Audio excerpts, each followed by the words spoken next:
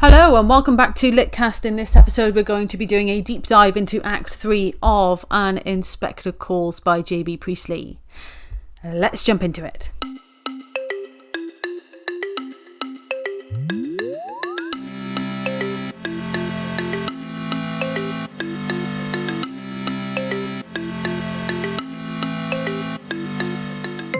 Alright, so we just left the end of Act 2 with that dramatic build-up and Mrs. Burling digging herself a massive hole and throwing her son into it. Eric then comes back and we're all waiting to find out what exactly happened and if Eric really is the father of Eva Smith's baby. So we then get the interrogation of Eric. So this section begins with the inspector starting to talk to Eric, and Eric saying, "You know, don't you?" It's probably the easiest one to crack from an inspector's point of view. Eric confesses he met Eva in the Palace bar and then forced his way into her lodgings. It's never made explicit whether there is or to what degree the assault was that took place, but it's heavily implied that it's quite a serious level of assault. So he admits that he made her pregnant and then stole from Mr. Burling's firm to support her. And he confirms the story that Eva told Mrs. Burling. So Eva was telling the truth about refusing both to marry him and then to accept the stolen money. He then reacts quite violently. Remember that he's quite drunk, and he does say when he's confessing that he was I was in the type of mood where a chap can turn nasty. So we know that he's got a bit of a temper on him, especially after a drink. So he reacts violently to the news that Mrs. Burling refused to help Eva because he tried to help her and she refused at that point.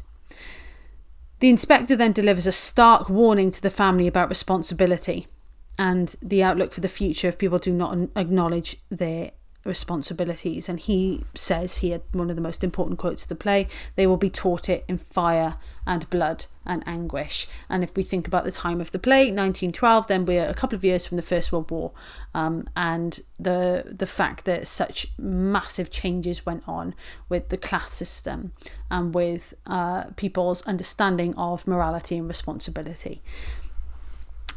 Here there's a real tone shift as well, and quite often in performance these lines are delivered directly to the audience rather than to the characters, rather than sort of just to the characters.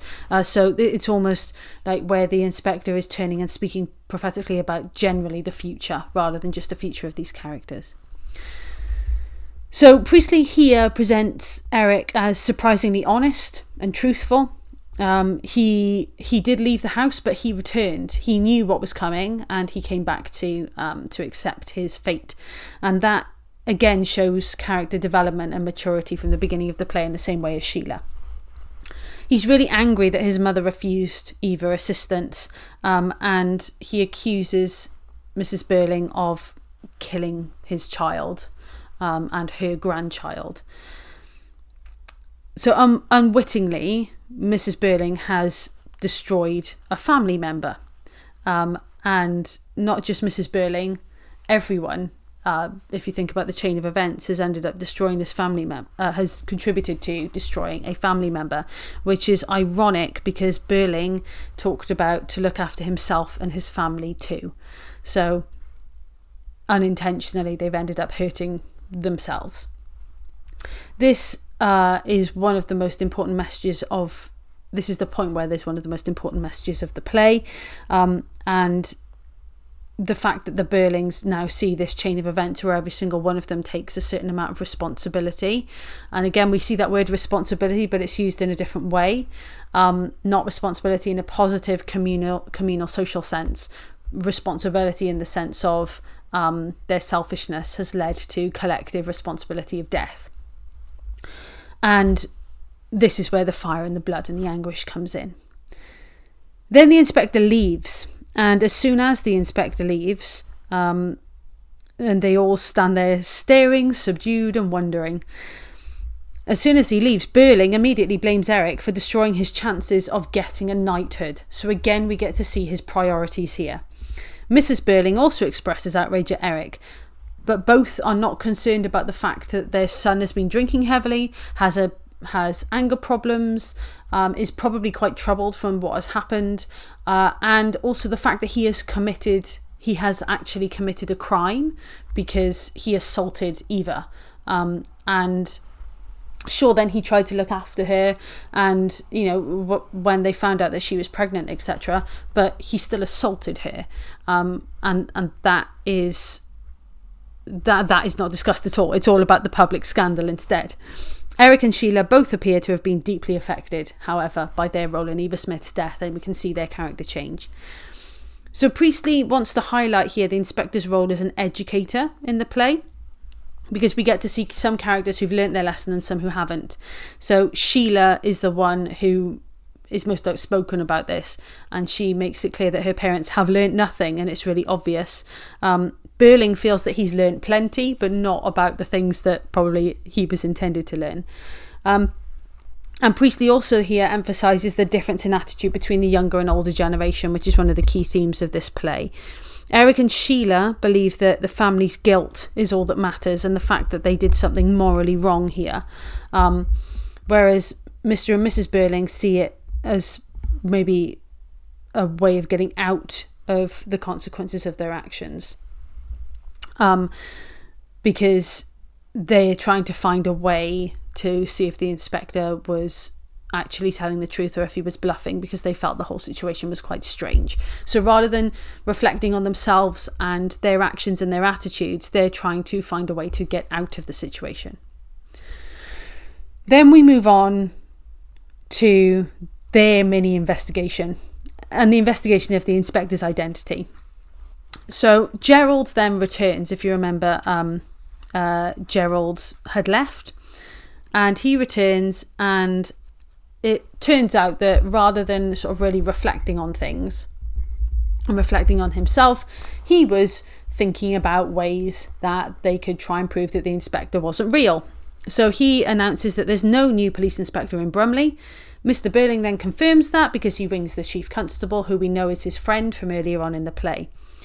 Then they believe the inspector to be a hoax and start to consider that maybe none of this happened at all, and this guy's just come in and got us all to talk about things that have happened in our past.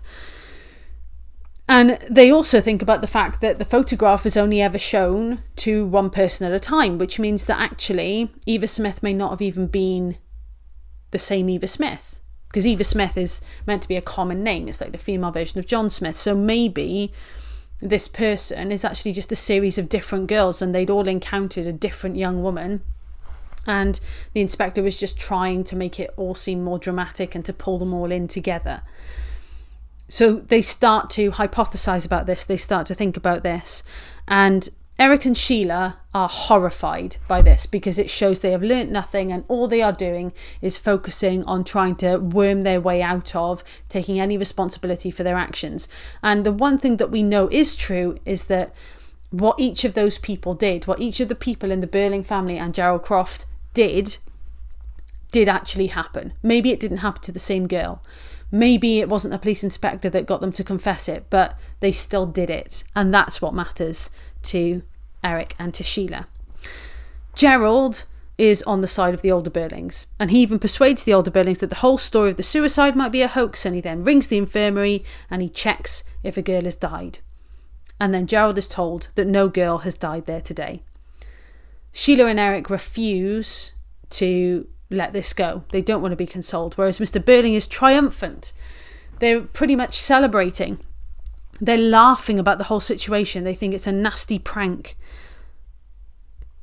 But then, in the same way as before, if you think about right at the beginning of the play, where Burling and Gerald are talking and they're very pleased with themselves, and they're talking about all these different things in the future, and they're talking about the fact that they feel lots of things that imply that they feel they know better than everyone else.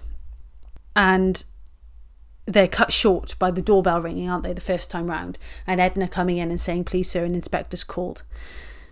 Well, this time the phone rings and cuts them short, and Mr. Burling answers, and he relays the message to everyone that a girl has died and that a police inspector is on his way here to ask some questions. And that concludes Act 3 of the play. Now, some people have mixed feelings about the end of the play. There are things that have kind of changed a bit. So Sheila gives the ring back to Gerald. That relationship is over. But when they find out that the inspector and Eva Smith and things, that's not necessarily real, then Gerald tries to encourage her to take the ring back. And because he says, everything's all right now. But Sheila doesn't take the ring back. She's changed. Gerald and Burling will not change, but she's changed. And she's less naive. She's got more self-respect. And they're just looking to restore that equilibrium, restore that class system, restore the fact that they're socially on top. So Sheila and Eric very much changed. The other characters, not so much. The idea of that final twist with the phone call is intended to shock the audience as much as it shocks the Burlings. So it's meant to be this sudden final twist. And ending the play here, Priestley doesn't provide that neat conclusion. So what we do as an audience is we think about it long after that curtain closes. We can think about maybe the inspector shows up and it's completely different, but maybe the inspector shows up and it is the same girl and they go through it again and they had that chance to practice and repent. Maybe if they had been more sorry for what they'd done, then that phone call wouldn't have happened. So there's lots of different options, and there's lots of different food for thought there that we can explore as an audience. And that's part of the play's design. It's designed to give you that open, ambiguous ending so that you think about what could happen next rather than knowing what happens next. That's the end of our deep dive into Act 3 of An Inspector Calls by J.B. Priestley, and that concludes our deep dives into each of the acts. Thank you very much for listening to these episodes. We'll be back with some characters and themes very soon, and I'll see you in the next one.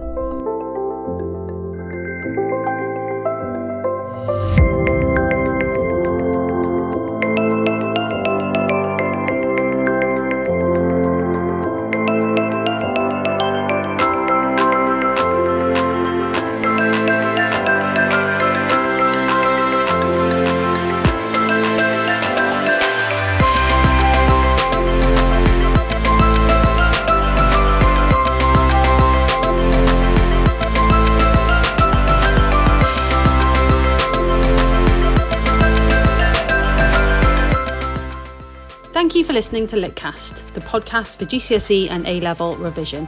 The music that you hear in this episode is called Galaxy and was written by Ixon, and you can find the rest of his music on SoundCloud. You can also find us on other social media channels, including YouTube, where you'll also find our Litcast live episodes. Thank you so much for listening, and we hope to see you again.